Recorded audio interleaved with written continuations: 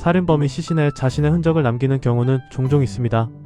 하지만 이 사건처럼 기괴하고 이해할 수 없는 흔적을 남긴 경우는 드뭅니다. 2004년 2월 경기도 포천의 한 배수구에서 발견된 15살 소녀의 시신. 그녀의 손톱과 발톱에는 범인이 직접 칠해준 붉은색 매니큐어가 남아있었습니다.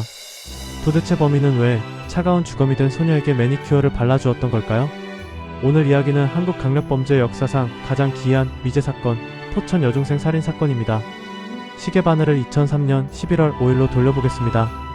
경기도 포천에 살던 중학교 2학년 엄양은 학교 수업이 끝난 뒤 친구 집에서 놀다가 저녁 6시쯤 집으로 향했습니다. 집까지는 불과 10분 거리. 엄양은 지름길인 뒷산 오르막길을 선택했죠. 그게 그녀의 마지막 모습이었습니다. 엄마, 지금 가고 있어. 금방 도착해. 어머니와의 통화를 끝으로 엄양은 증발하듯 사라졌습니다. 평소 결석 한번 하지 않던 착한 딸이 돌아오지 않자 부모님은 곧바로 실종 신고를 했습니다. 경찰과 군인, 자율방범대까지 동원되어 포천 일대를 이잡듯이 뒤졌습니다. 하지만 엄양의 흔적은 그 어디서도 발견되지 않았습니다. 그리고 해를 넘긴 2004년 2월 8일 실종 96일 만에 엄양은 집에서 약 6km 떨어진 곳의 배수로 안에서 발견됩니다. 발견 당시의 모습은 충격적이었습니다.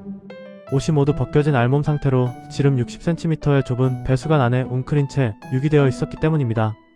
부패가 심해 정확한 사인을 밝히기 어려웠지만 현장에는 정말 이상한 점들이 있었습니다.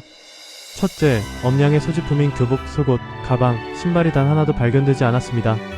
둘째, 발견된 공책 등 일부 유류품에서 이름이 적힌 부분만 찢겨나가 있었습니다. 그리고 셋째, 바로 이 사건의 가장 큰 미스터리인 붉은 매니큐어입니다. 엄양의 손톱 10개와 발톱 10개에는 전부 짙은 빨간색 매니큐어가 칠해져 있었습니다.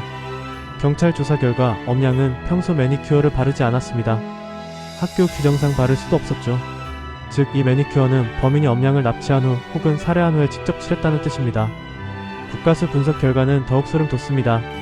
매니큐어는 엄양이 사망한 직후에 발라진 것으로 추정되었습니다. 살아있을 때 발랐다면 저항하느라 여기저기 묻었을 텐데 그런 흔적이 없었기 때문이죠. 게다가 범인은 매니큐어를 바른 뒤 엄양의 손발톱을 깎기까지 했습니다. 전문가들은 범인의 이런 행동을 어떻게 분석했을까요? 단순히 DNA 증거를 없애기 위한 행동이라기엔 너무나 공을 들였습니다. 프로파일러들은 이를 성도착증을 가진 범인의 비틀린 애정 행각이거나 시신을 자신의 전리품처럼 꾸미려는 심리라고 분석했습니다. 혹은 수사에 혼선을 주기 위해 일부러 여성적인 흔적을 남겼을 가능성도 제기되었죠. 당시 경찰은 인근의 붉은 매니큐어를 구매한 남성들을 모조리 조사했고 1년 동안 무려 3만 명에 가까운 사람들을 수사했습니다. 심지어 담당 형사가 수사의 압박감을 이기지 못하고 스스로 목숨을 끊는 안타까운 일까지 벌어졌지만 범인은 잡히지 않았습니다.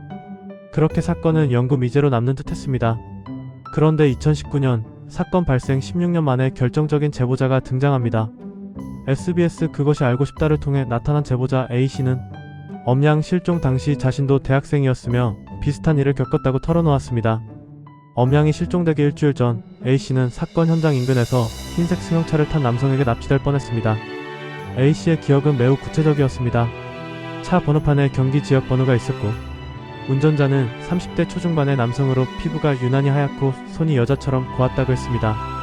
그리고 결정적으로 그 남자의 손톱에는 투명 매니큐어가 칠해져 있었다는 겁니다. 결혼했냐고 묻더라고요. 학생이라니까 학생이 무슨 화장이냐며 타박을 줬어요. A씨는 기지를 발휘해 차 문을 열고 탈출했고 그 덕분에 목숨을 건졌습니다. 그녀가 묘사한 범인의 몽타주와 특징은 그동안 경찰이 쫓던 용의자들과는 사뭇 달랐습니다.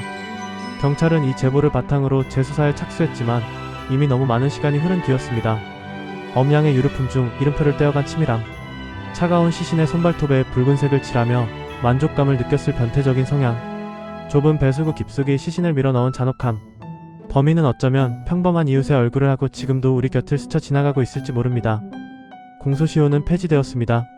엄양의 억울함은 아직 풀리지 않았습니다. 차가운 배수로 안에서 마지막까지 공포에 떨었을 15살 소녀.